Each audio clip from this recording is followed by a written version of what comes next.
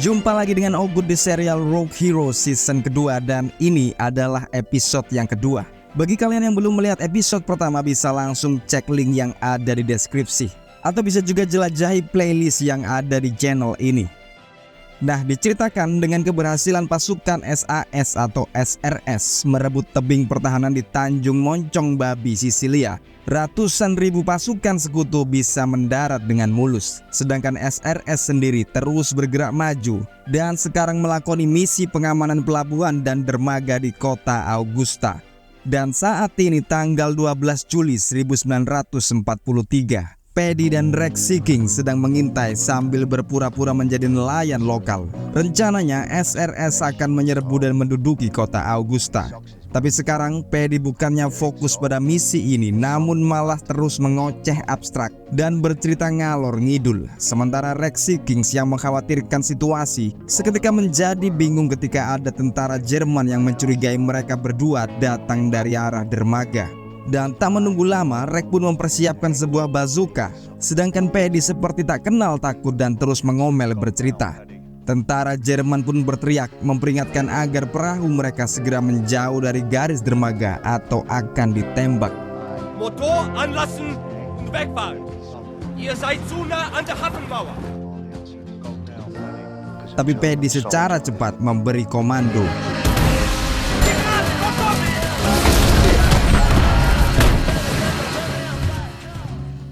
Setelah ini tak dikisahkan pertempuran mereka. Jelasnya pasukan SRS akhirnya berhasil mengamankan banyak tawanan tentara Italia yang langsung membeberkan informasi kalau pasukan Jerman ternyata sudah mundur sejak kemarin. Dan ketika semuanya sampai di tengah kota, benar kata tawanan Italia tersebut bahwa kota ini memang sudah kosong tanpa Jerman. Paddy pun masuk ke sebuah gereja untuk beristirahat dan bertemu dengan Romo yang saat ini malah tidur dalam keadaan mabuk. Dan karena melihat kelakuan Romo ini, akhirnya Paddy tak mau menyebut Romo ini dengan sebutan Bapak. Karena memang bagi Paddy, seorang bapak yang taat beragama tak akan mabuk di gerejanya sendiri. You are not my father. You are a drunk in a blanket. Pistol pun ditodongkan dan Romo ini akhirnya mengaku kalau Cosa Nostra, mafia Sisili, sudah mengusir semua warga dan memerintahkan hanya Romo ini saja yang harus tetap tinggal di Augusta. Nah, singkatnya Bor, Augusta adalah kota kecil yang dikuasai oleh mafia. Dan untungnya kubu mafia ini sangat membenci pasukan Jerman. Dan kalau sekutu, khususnya SRS, bisa memanfaatkan hal ini, maka mereka akan mendapatkan bala bantuan lokal yang sangat kuat dan brutal. Capo dei Capi is the boss of the mountains. This is his church. Tapi Paddy seakan tak gentar dengan kata Cosa Nostra. Tapi Romo ini terus bersikeras kalau mereka harus bertemu dengan para mafia. Kalau Paddy mau, Romo akan mempertemukan mereka semua dalam acara sarapan bersama. They want to sit down with you at the long table. They want to break bread and drink wine. Namun tetap keras Paddy menolak. Dan kita bisa lihat bahwa Paddy juga sama sekali tak berniat menghormati kesakralan di tempat ini. Ia mengalungkan senjatanya pada salib dan mengatakan ia akan merampok kotak amal di gereja ini. Karena ia tahu Paus Pius ke-12 berkawan dekat dengan Mussolini dan Hitler. Ia menganggap para petinggi agama ini sebenarnya adalah orang-orang palsu yang munafik dan keparat. Anak buahnya yang takut kalau Paddy kena kualat langsung mencoba memperingatkannya. Tapi Paddy dengan enteng mengatakan kalau Tuhan ada di dalam hati manusia, bukan terpampang di salib-salib kayu. That thing there, that's nothing but oak. Christ is in here. Namun saat Romo ini muncul dan melihat Yesus berkalung Thompson, sakit hatinya pun sungguh kuat. Ia menjadi sangat dendam kepada Paddy yang tak punya etika di rumah Tuhan ini. Apalagi Paddy dengan kurang ajar langsung membuli Romo tua ini.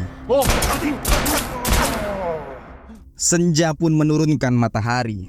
Paddy berada di tepi laut dan bertemu dengan Bill Sterling, kakak dari David Sterling sekaligus komandannya saat ini.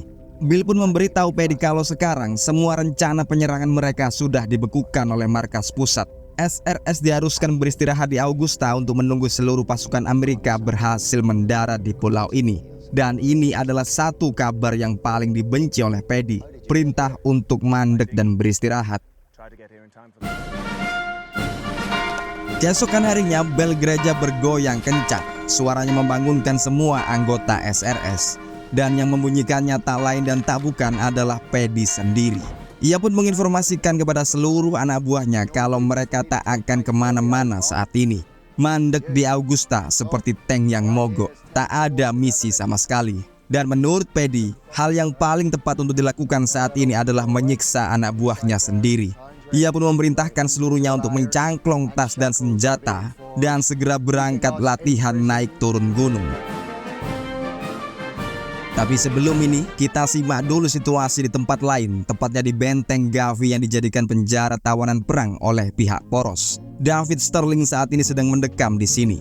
Dan betapa mengejutkannya ketika muncul juga Eve Mansur menyamar menjadi biarawati hanya untuk menemui David kekasihnya.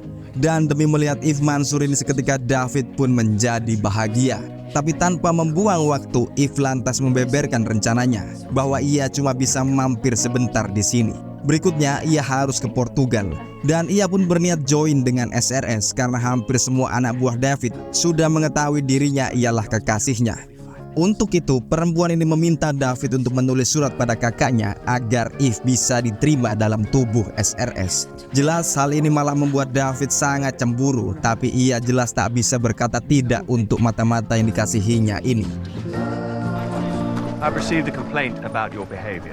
Kita kembali ke sisi SRS. Sementara anak buahnya bersiap-siap, Paddy diajak bercakap oleh Bill Sterling yang ternyata kemarin malam dirinya menerima komplain dari si Romo tentang betapa Paddy melecehkan dirinya serta gerejanya. Dan tak hanya itu, ia juga melecehkan Yesus dengan mengkalungkan senapan di lehernya.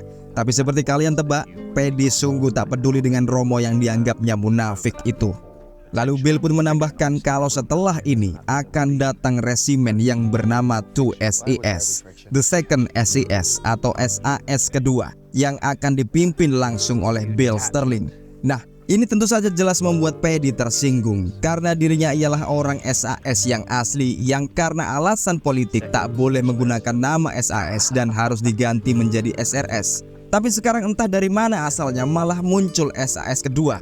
Ini sama saja seperti pasukan Paddy mendapat kelompok tandingan yang imitasi. Dan bahkan Bill pun memperingatkan Paddy kalau kelompoknya SAS yang asli ini tidak boleh bersenggolan dengan SAS yang baru.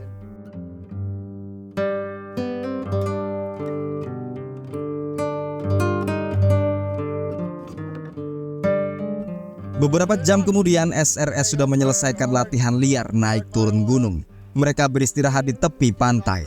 Rex Sikings pun muncul mengatakan jika ia sudah membeli seekor keledai setelah mencuri uang kotak amal gereja karena punggungnya sakit.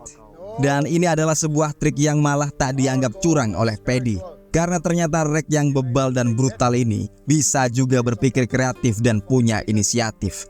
Tapi semuanya tak tahu kalau ada dua orang bocah mengintai dari atas bukit.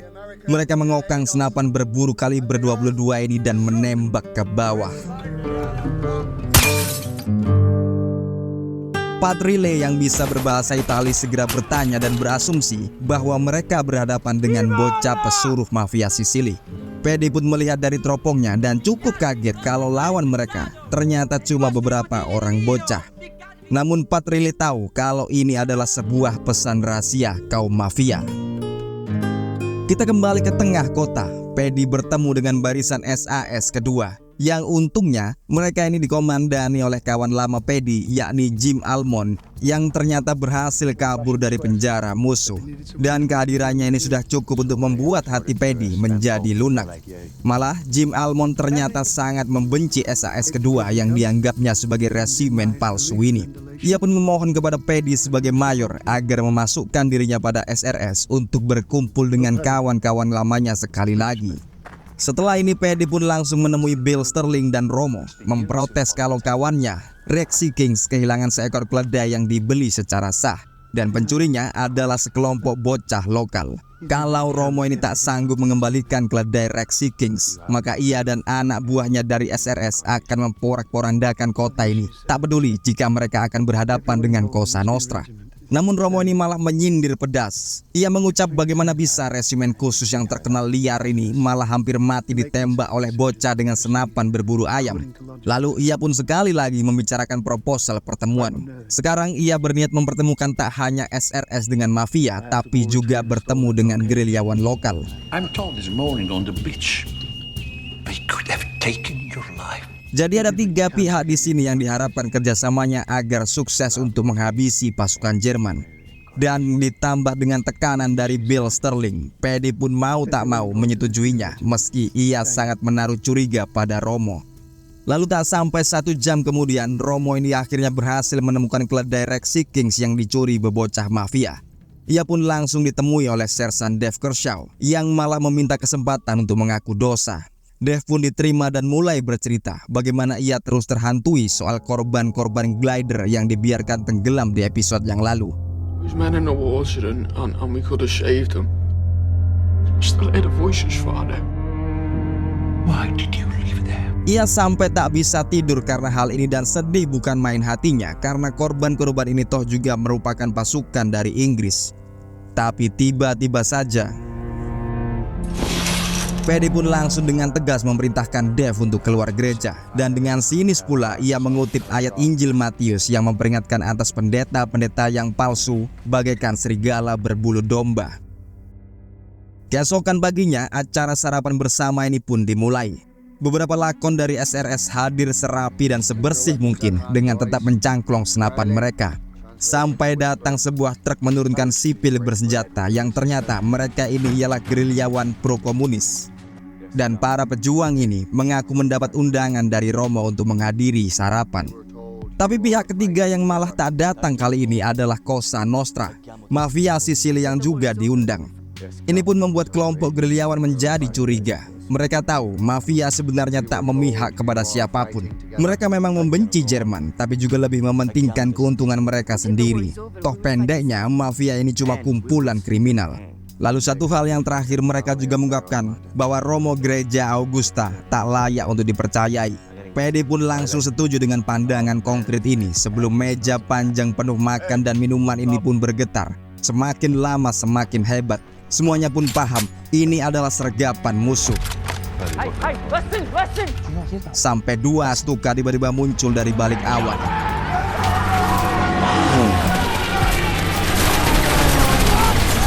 Mereka semua pun membalas mati-matian. Senapan mesin dikeluarkan dan terus ditembakkan hingga mengenai salah satu stuka Jerman.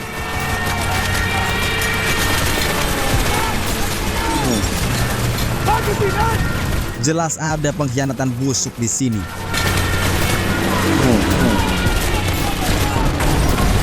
Paddy mendengarai kalau tidak mafia yang membocorkan acara ini, maka si Romo tua keparat itulah yang menumbalkan mereka semua. Sedang menurut pejuang wanita ini, Cosa Nostra lah yang membocorkan pertemuan pada pihak Jerman. Cosa Nostra have no real allegiances. For them everything is personal. Dan semuanya menjadi jelas ketika Paddy mencari si Romo yang ternyata sudah menghilang sejak dari subuh. So he set the breakfast table and then called the Luftwaffe.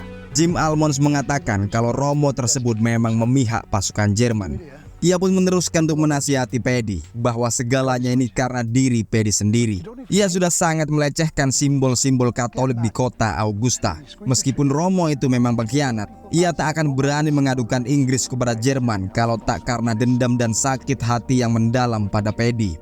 Dan kalau Paddy ingin semuanya lancar sampai mereka bisa merebut Berlin dan menghabisi Hitler, maka Paddy harus mau berubah. Dan baru kita tahu sekarang bahwa dari semua anak buahnya, cuma Jim Almond yang berani menasihati Paddy seperti ini. Dan Paddy sendiri tampaknya seakan menurut pada Jim Almond. Namun Paddy masih menyimpan unek-unek. Ia pun lantas mendatangi Bill Sterling dan memprotesnya karena dialah yang menyetujui permintaan Romo untuk mempertemukan 3 pihak liar dalam acara sarapan. Tapi di luar ekspektasi Paddy, Bill Sterling malah meminta maaf dengan tulus pada Paddy. You were right. I apologize. Dan Paddy sendiri dengan santai mau memaafkan komandannya ini dengan syarat ia mau mengambil Jim Almond untuk dimasukkan ke dalam SRS. Dan mau tak mau demi mulusnya kedua resimennya dipegangnya ini, Bill Sterling pun menyetujuinya.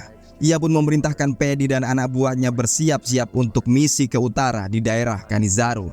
Karena kalau terlalu lama di kota Augusta, Paddy malah akan menjadi incaran mafia Sisili. Germans, the Italians, and most likely the Sicilian mafia will be waiting for you. Namun sebelum berangkat, ia membuat keonaran terakhir di kota ini dengan merampok sebuah bank.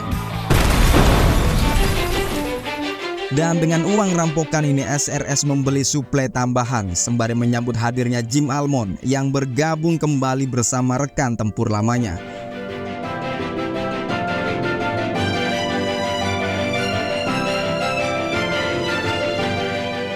Lalu di akhir episode, Bill Sterling melihat pemandangan yang tak umum. Seorang perempuan cantik eksotik merapat ke dermaga Augusta. Dan jelas ini ialah Eve Mansur, mata-mata Prancis yang juga kekasih dari adik kandungnya. Entah ini pertanda baik atau malah buruk. Nah Bor, demikianlah konten kita kali ini. Terima kasih sudah menonton episode kedua season kedua ini. Kita jumpa di episode berikutnya hanya di JDFX. Wassalamualaikum.